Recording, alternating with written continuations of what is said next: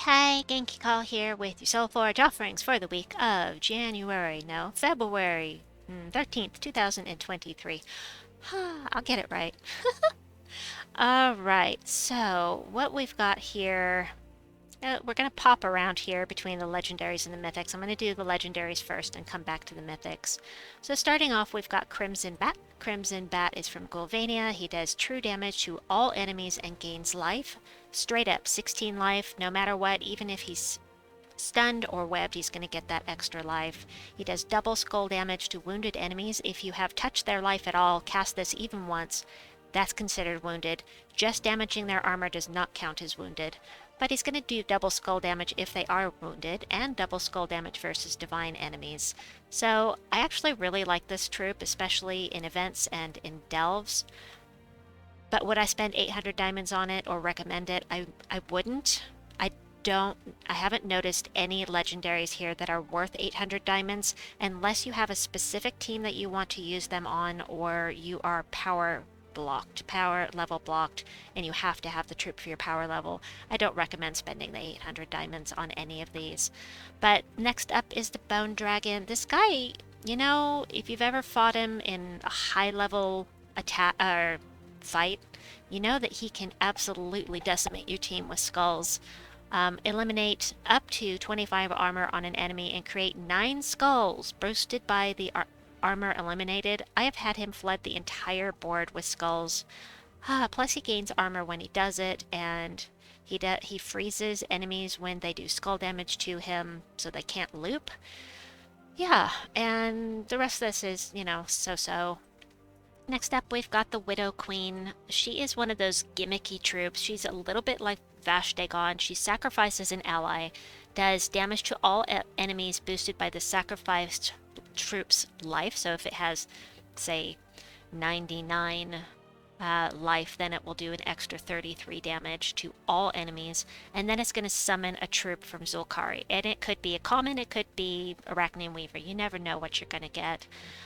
She has a chance to summon a Night Terror when she dies. She is immune to mana drain, so not going to be able to touch her with spirit gems or any other kind of mana drain unless she's stunned or cursed.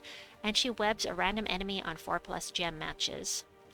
She can be interesting to use. She can be kind of fun depending on what you're trying to do. Next there's one more down here, and it is Captain Saltclaw.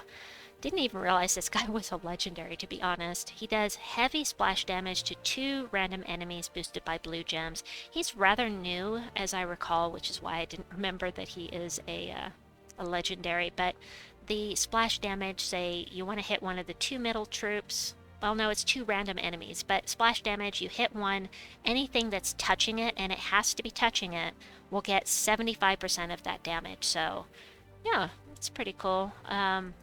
Also gives 2 magic to all rogue allies when matching 4+ gems. Of course, you get the extra gold. And, I like the troop. I actually like it, but again, I don't believe it's worth 800 diamonds. So let's go back and look at the mythics now. We've got Jotnar Storm Shield. From Stormheim, he does true damage to an enemy boosted by barriered allies and giant allies. His big thing is his 3rd trait, which is to give a random ally a barrier on 4+ gem matches. That can be huge. I'm not in love with this spell. It's not super effective, but the barrier is very nice. Next up, we've got Umenath from Pridelands. Does damage to an enemy boosted by all of their skills with a 2-to-1 ratio, so that means half.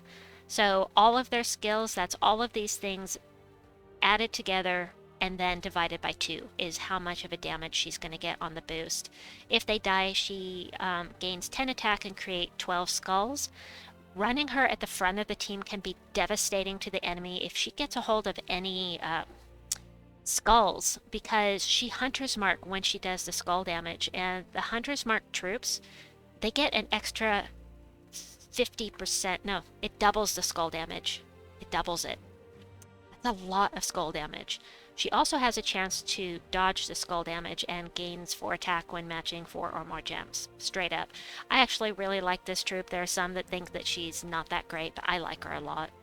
Ishtara can loop really nicely. She does damage to all enemies, creates 9 yellow gems boosted by blessed allies, and she blesses 50% chance to bless a random ally when the turn begins, and skull damage reduction by 40%. So, yeah, I like Ishtara a lot. I like how she loops and does damage to all enemies. Is she amazing? Maybe not compared to some, but I do like the troop quite a lot.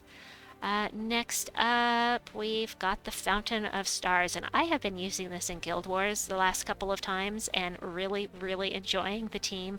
I'm running it on an all construct team.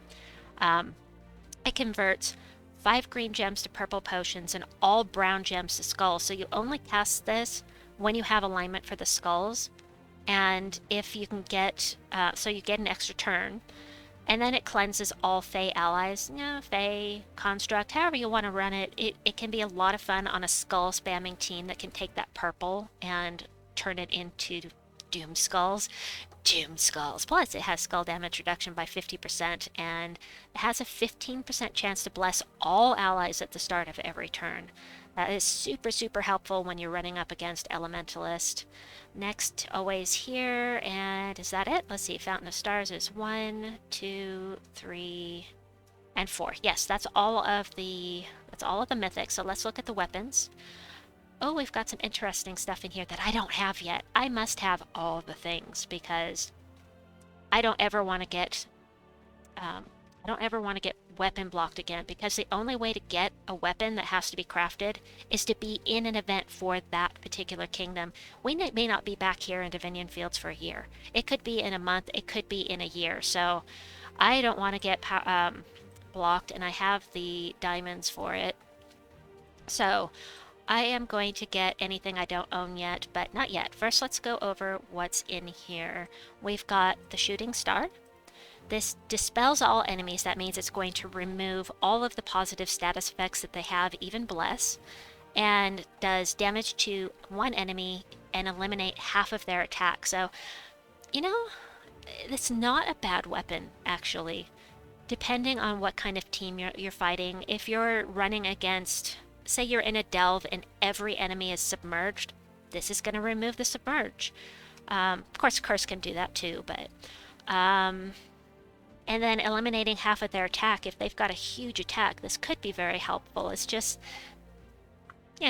Anyway, Rosebow, not Bowl. Rosebow does damage to an enemy boosted by Divinion Fields allies and creates a mix of 6 blue and yellow gems for each Divinion Fields ally. It's limited to allies from Divinion Fields. And this one is for centaurs specifically. So this can be for a troop from any kingdom. As long as they're a centaur, you're going to get the boost of 6 green and yellow gems for each centaur ally. If you're going to choose between the two, I would choose the Firefly over the Rosebow. If you can get both, of course, that's fantastic. Next up, I have Orion. You have to have this. You must have this if you like the same kind of playstyle that I do. I love blowing things up. This is going to explode yellow gems, your magic +1, and grant a random status effect to all Divinion Fields allies and summon a Divinion Fields troop as a bonus. So it's a mana generator, plus you can get some extra stuff. You don't have to be running with Oracle class or running with Divinion Fields troops in order to make use of this. Use it primarily as an exploder. It also silences the first enemy and blesses you. So if you have any negative status effects, it's going to remove those. That is it for that. Let me scroll back up here to the ones I don't have yet. We've got the Staff of the Fields.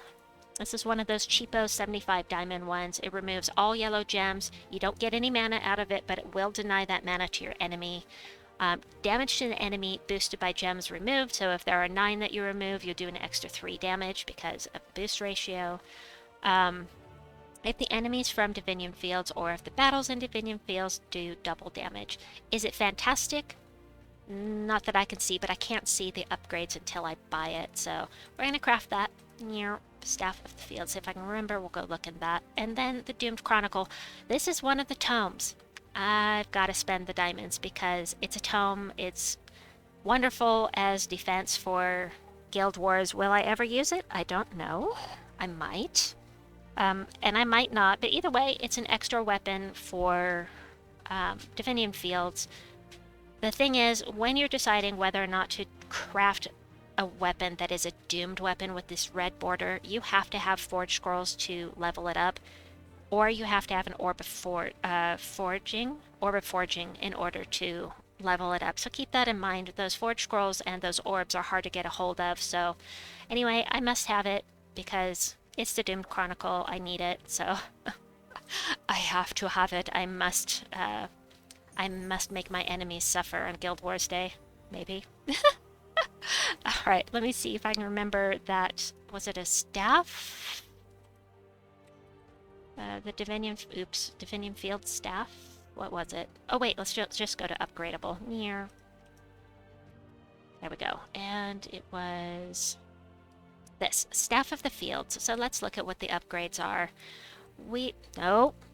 No major orb, so a little lightning strike, and it cleanses itself. Nothing special here at all. The cleanse is really nice, but, you know, it's an okay weapon, but for 75 diamonds and an extra weapon for Divinium Fields, it's totally worth it if you have the diamonds to spend. Anyway, that is your Soulforge video for today. I hope you enjoyed it. Please like and subscribe, and we'll see you soon. Bye-bye!